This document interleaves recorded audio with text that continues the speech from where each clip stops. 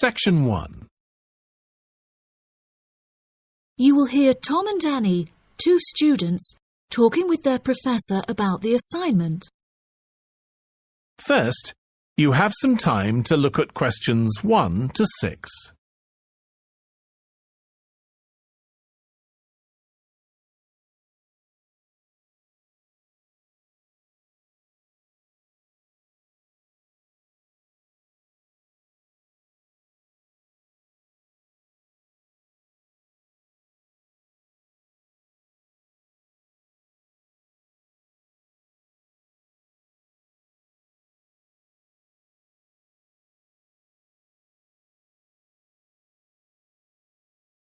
Professor Tomlinson, may Annie and I please quickly ask you a few questions about the reflective journal assignment?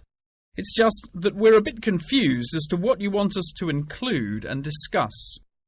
Yes, of course. What are you having trouble with? Well, everything really. To start with, what should be included first in the reflective journal? Perhaps suggestions from others? No. Firstly, you should include the study goals you set yourself at the beginning of the module. This section should have been discussed in some detail towards the beginning of the course by Professor May. You should be able to find her suggestions on the slides she has provided the class online. OK, thank you, Professor. Could I also trouble you to take a brief look at my bibliography and footnotes? I feel like they're missing something. Most of our friends' bibliographies are longer. Well, looking at this, Annie, I can see that you have used a wide range of resources, which shows that you have made effective use of communication technology. As far as I can tell, you need not make any changes to this, although you might want to double-check that your referencing complies with the Harvard Referencing Style regulations. Oh, I'm very surprised you've said that. Thank you. Now I can set my mind at ease. Tom, you said you wanted to ask the professor about the achievement section. Ah, yes, Professor. In the assignment guidelines, we're asked to introduce and elaborate on our biggest achievement in the past, saying which skills we learned in the process and how these skills can be transferred to various different future careers. The only problem is that I don't know what my greatest achievement actually is. I've only ever worked as a waiter in a hotel restaurant during the summer holidays from university. If you worked as a waiter in a hotel restaurant, you're bound to have worked with other waiters as part of a team. Would you say that during your time as a waiter, you developed any leadership skills? Yes, well, I suppose I was asked to become the team leader of the food and beverage department, but that's hardly an achievement. You might not think so. But if you write that you were offered the position of the team leader, it shows a lot more about your character.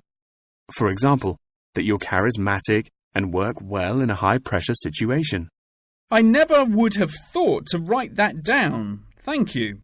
I guess I should start listening to others more often.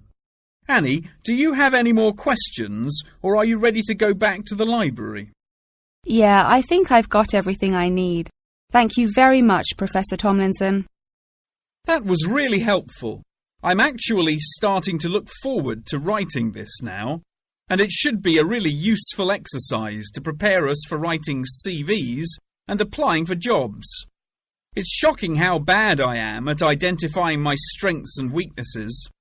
Professor Tomlinson has shown me that I definitely need to start displaying some self-awareness.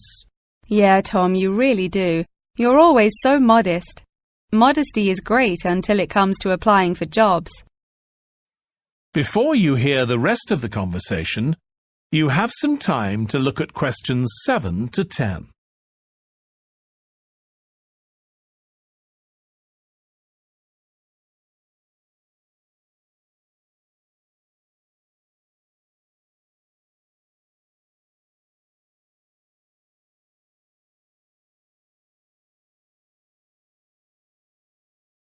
Now listen and answer questions 7 to 10. Oh no! I forgot to ask the professor about the section on identifying the skills gained through different activities. Do you remember? When it asks you, for example, whether writing an essay develops your study skills, or your independent learning and so on. Oh goodness, we really should have asked him that. I've been having trouble with it too. It just seems like such a pointless task. What do you reckon the answers are? I think writing an essay might be a way of identifying and resolving a problem, because you have to state the problem in the introduction and then solve it. I'm not so sure about taking exams. I thought they were supposed to develop lots of different skill sets. If I really had to choose, I'd say that taking exams enables you to become more confident in yourself. Do you agree? Maybe. I really don't know either. What do you think about the last two? Making class notes and presentation notes? Oh, it's so difficult. I think making class notes has to be a way of becoming a more independent learner, because you yourself decide what the important information is and learn it. That reminds me, I find taking presentation notes is a disaster. The professors speak much too quickly, and I write much too slowly. That is the end of section 1. You now have half a minute to check your answers.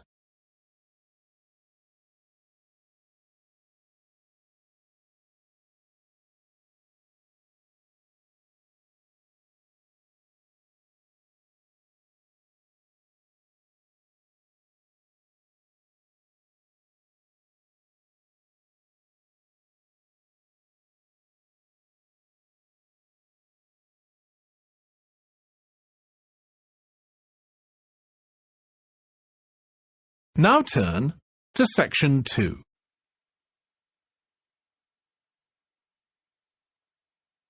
Section 2. You will hear a woman called Phoebe, who is training to be a teacher, talking to her tutor called Tony about research she has done in the school. First, you have some time to look at questions 11 to 15.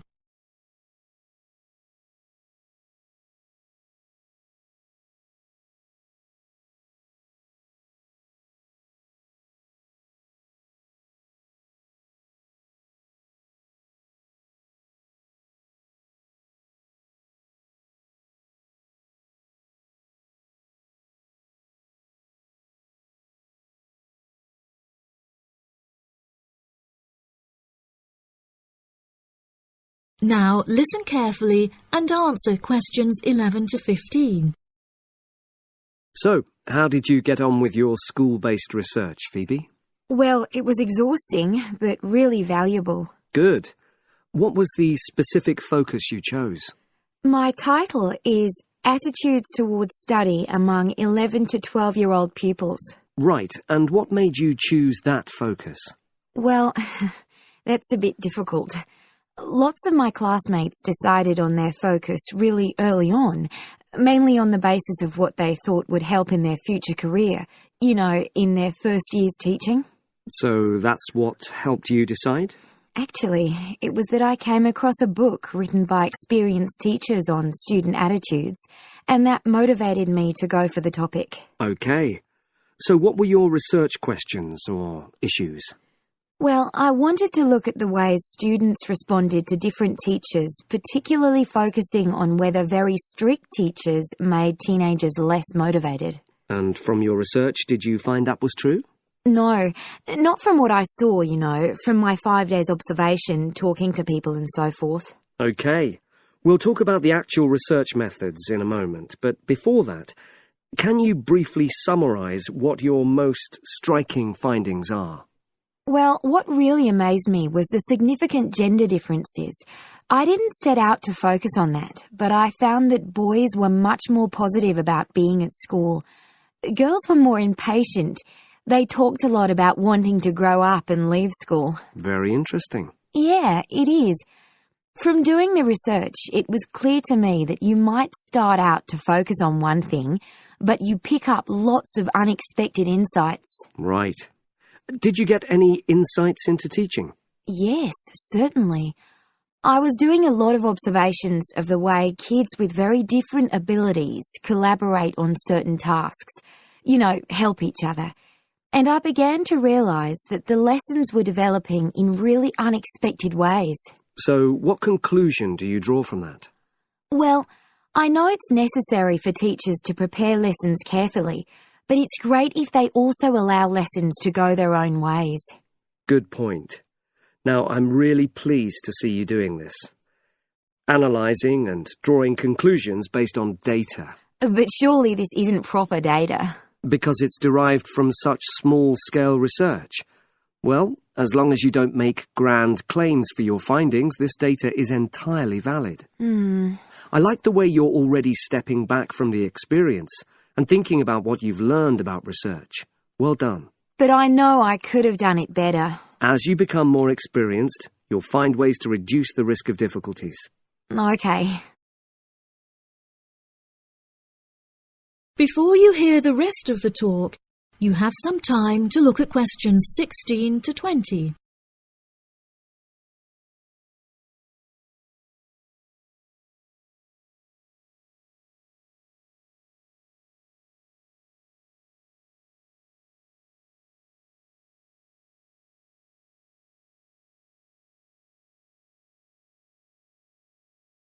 Now listen and answer questions 16 to 20.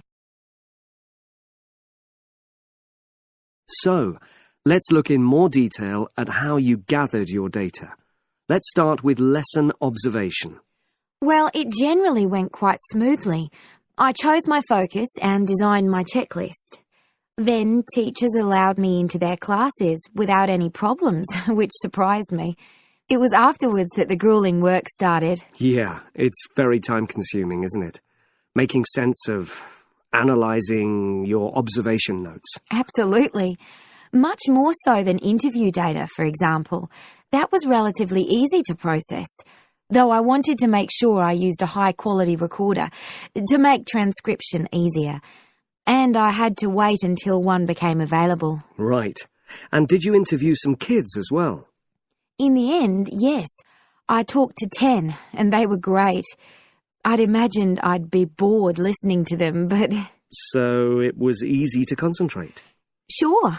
One of the teachers was a bit worried about the ethics, whether it was right to interview young pupils, and it took a while for him to agree to let me talk to 3 of the kids in his class, but he relented in the end. Good. What other methods did you use? I experimented with questionnaires, but I really regret that now. I decided to share the work with another student, but we had such different agendas it ended up taking twice as long. That's a shame. It might be worth you reflecting on ways you might improve on that for future projects. You're right, yeah. Okay. And the other thing I did was stills photography. I didn't take as many pictures as I'd hoped to. Lack of time? It's pretty easy just snapping away, but I wanted each snap to have a purpose, that would contribute to my research aims, and I found that difficult. Well, that's understandable, but remember... That is the end of section 2. You now have half a minute to check your answers.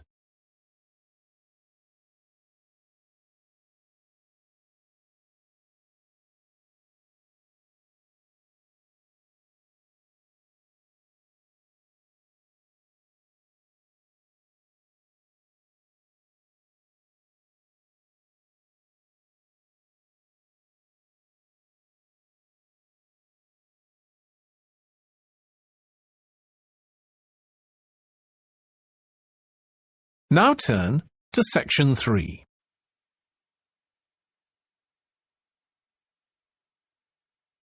Section 3. You will hear a conversation between a student and her professor talking about a summer course. First, you have some time to look at questions 21 to 24.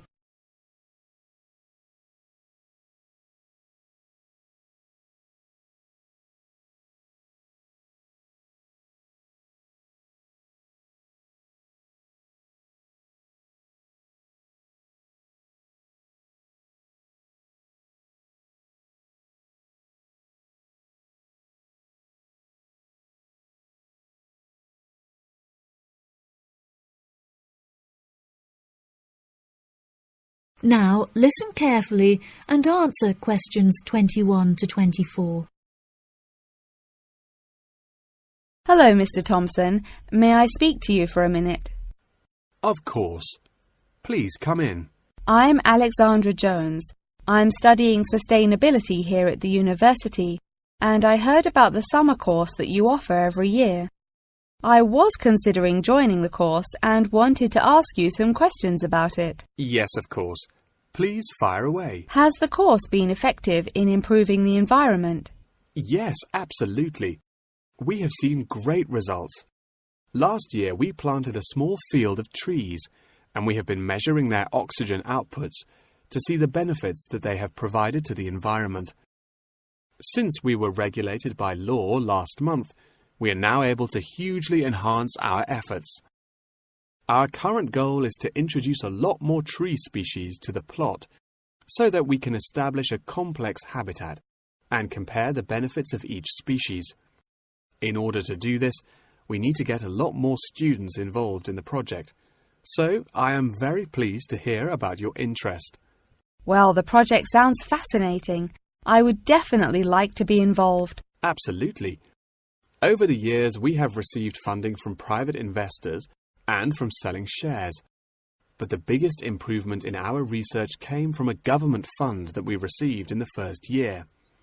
This has greatly improved the organisation, and we have since won prizes for our research.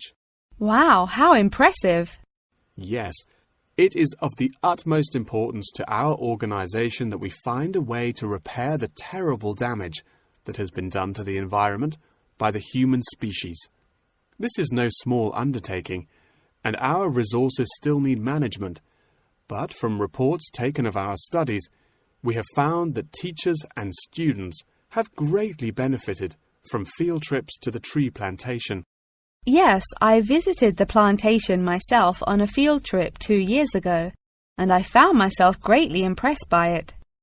We have received a lot of feedback from visiting groups, telling us how impressed teachers, researchers and students alike have been during their visits.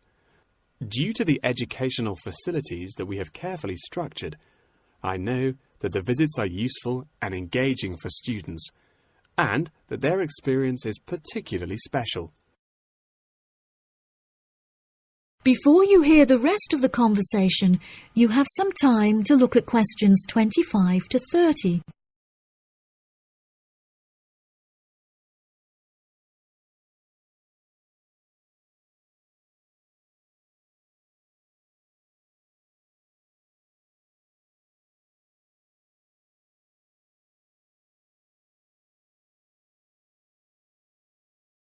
Now listen and answer questions 25 to 30. So, what is the particular focus of the organisation and the reports that it provides? I am personally very interested in soil erosion, so I knew that I definitely wanted to focus some of the report on this area. Before I set up the organisation, I looked up information on what areas were currently being researched, and I found that there were already studies into air pollution and water pollution. I obviously wanted to find a unique area to research, and so these were no good. I was tempted to look into the background of overgrazing, but the impacts of forest exploitation are far more devastating, and very little research has been carried out on this subject. So I decided that this should also form some focus for the report. Yes, that makes sense. What have you found to be the greatest benefits of the activities carried out by the organisation? I have found that the greatest benefits are not the ones that anyone can learn from a book, like how to collect data, but more importantly, are life lessons that one can gain only from experience. Students who have partaken in the summer course have massively enhanced their confidence, which will prove invaluable for the rest of their lifetime. The people who partake in the summer course already know the importance of environmental protection, so it is not important that we spend time teaching them this. Students instead benefit from learning the importance of punctuality, as each day they have to wake up early to make sure that they are not late for their practical experience sessions. If I decide to attend the summer course, what will I be doing for the rest of the time when no activities are going on? Well, we unfortunately don't yet have a library on site, so you would be unable to read reference books, although you are obviously welcome to bring some books of your own with you. We offer a range of fun hobbies, such as games and painting, for students to participate in outside of their classes, so you could participate in one of these activities. We do not offer tutorials outside of the scheduled classes. However, you are free to interview teachers and ask them any questions you may have about the research. Well, the course sounds fantastic. I would definitely like to participate during the summer. Thank you so much for your help. No problem at all. Here is a form with all of the details. I look forward to seeing you there. That is the end of section 3. You now have half a minute to check your answers.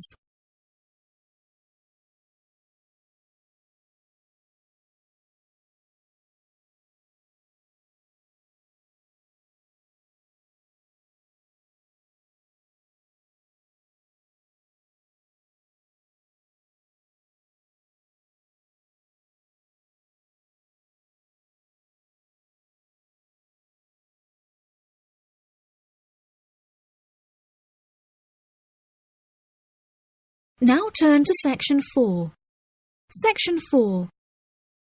You will hear part of a talk about an Australian wild zoo given by a tour guide. First, you have some time to look at questions 31 to 40.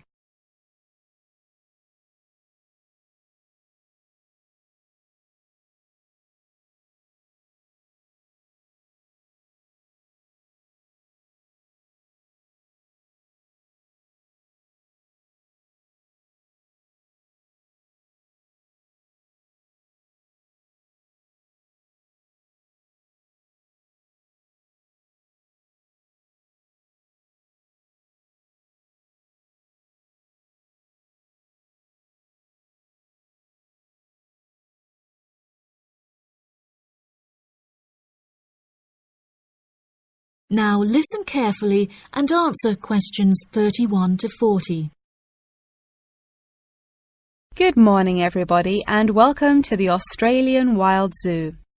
I would like to start by introducing you to the new features that we have added to our zoo in the recent renovation. Being the only zoo in the area, we receive thousands of visitors a year. We found that this huge footfall was too demanding for the facilities that we were able to provide, and so we decided to expand ourselves in order to give every visitor a brilliant and exciting experience. We initially intended to build a new dog walking area. However, we felt that the zoo should cater only to exotic animals.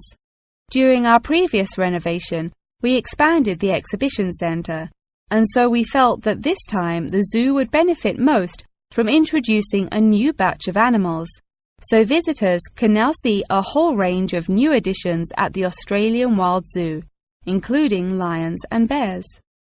With this huge improvement to our facilities, we also found it necessary to change our regulations, which we put into action in June. We now allow visitors access to the zoo during weekdays, and as some of our newly added animals are nocturnal, guests may also now visit the animals late at night. Unfortunately, some visitors had started feeding the animals during these late-night viewing times, which disrupted their feeding pattern, and as a result, we had to ban food in the viewing areas. One of our most exciting additions to the zoo is our native kangaroo, who we have named Frisbee. For a fee of just $5, visitors can have their photo taken with him and have it printed onto a selection of items such as keyrings and mugs. At first, visitors were also allowed to feed Frisbee items that we provided, such as carrots and leaves. However, some guests started feeding him hamburgers and chips, so we were forced to forbid visitors from feeding him. As kangaroos are such calm animals, Frisbee isn't disturbed by the noises and shouting of visitors at the zoo, which has helped him to settle in at his new home very quickly. The Pie Dog Zone has been permanently closed throughout the winter period to allow the dogs to hibernate as they would in their natural habitat. We were very excited to be reopening the zone. However, unfortunately, we have been forced to close it temporarily as the result of a broken fence, which will take about 1 week to fix. We were intending to renovate the zone with the other construction that we were undertaking, but unfortunately we did not have sufficient funds. We understand that this temporary closure may disappoint our visitors, and so we have decided to offer a discounted price on our tickets for the next week.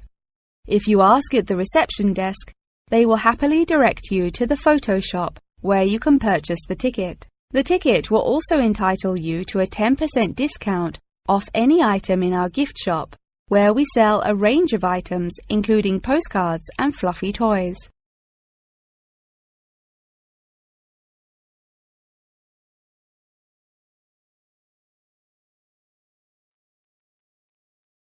Come in, Russ.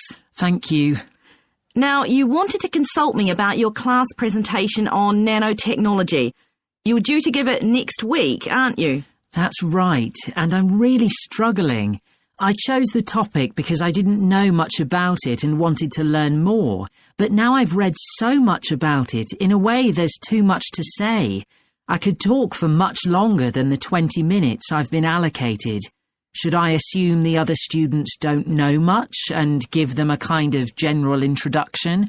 Or should I try and make them share my fascination with a particular aspect? You could do either, but you'll need to have it clear in your own mind. Then I think I'll give an overview. OK. Now, one way of approaching this is to work through developments in chronological order. On the other hand, you could talk about the numerous ways that nanotechnology is being applied.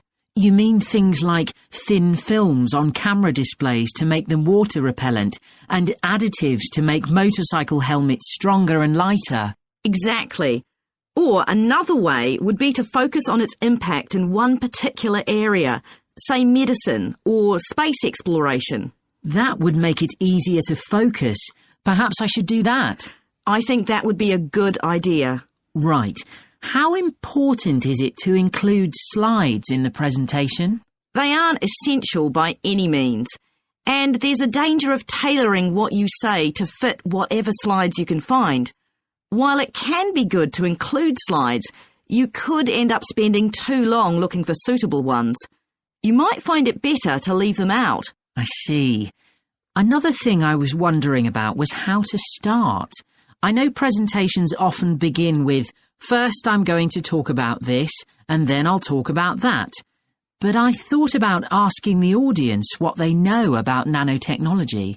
That would be fine if you had an hour or two for the presentation, but you might find that you can't do anything with the answers you get, and it simply eats into the short time that's available.